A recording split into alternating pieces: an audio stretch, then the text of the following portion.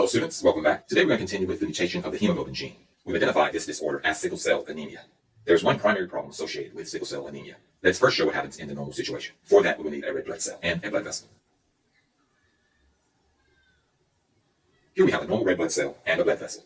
The normal red blood cell travels easily through the blood vessel. Let's next show what happens with a sickled red blood cell. Here we have our sickled red blood cell and a blood vessel.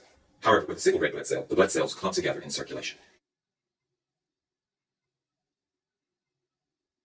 This clump of sickled red blood cells attempts to pass through narrow blood vessels. However, it is unable to and blocks the blood vessels. This is the primary problem with sickle cell anemia. Let's annotate a few items here.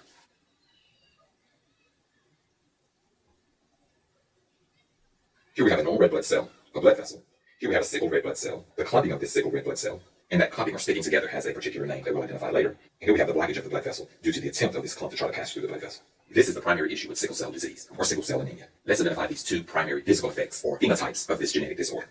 There are blockage of circulation and the resulting hypoxemia. And so these are the two primary physical effects, or phenotypic effects, of sickle cell disease. Blockage of circulation and hypoxemia.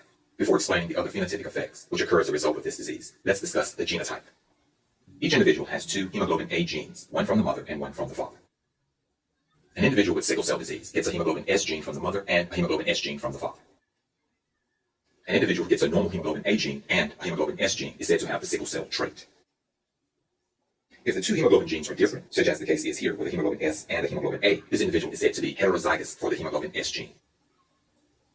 If an individual has both hemoglobin S genes, this individual is said to be homozygous for the hemoglobin S gene. 1.3% of African Americans are homozygous for hemoglobin S and have sickle cell disease. Conversely, about 8.3% of African Americans are heterozygous for the hemoglobin S gene and carry the sickle cell trait.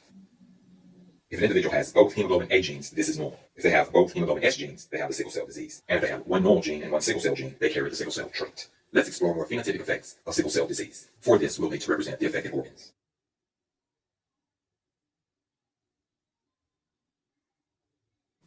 The blockage of the blood vessels occurs all over the body, but affects some organs more than others, specifically the kidneys, the heart, and the central nervous system.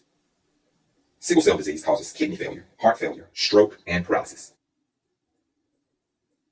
In the kidneys, we have kidney failure, and in the heart, we have heart failure. In the brain, we can have strokes, and in the spinal cord, we can have paralysis. In the spleen, we can have extreme hemolysis. Of course, hemolysis can also occur in the liver. Let's review the phenotypic effects we have so far. We have blockage of circulation, hypoxemia, kidney failure, heart failure, stroke, paralysis, and extreme hemolysis. In order to combat the hypoxemia, the hemopoietic tissue begins to produce more red blood cells at an alarming rate. Additionally, the spleen, which is normally not a hemopoietic organ, begins to produce red blood cells itself, so much so that it becomes enlarged and fibrous.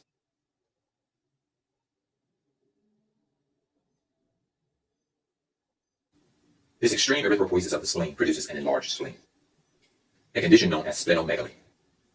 Also represented here is that the spleen becomes very fibrous. Not only does the spleen undergo extreme erythropoiesis, but also the bones of the cranium. This hyperactivity of the cranium produces an enlarged and misshapen cranium. Represented here is an enlarged and misshapen cranium. So these are the many phenotypic effects of sickle cell disease. As we can see with sickle cell disease, a change in one gene causes many phenotypic effects. This phenomenon is known as pleiotropy. The phenotype is a manifested physical effect, and the genotype is the presence or absence of certain genes.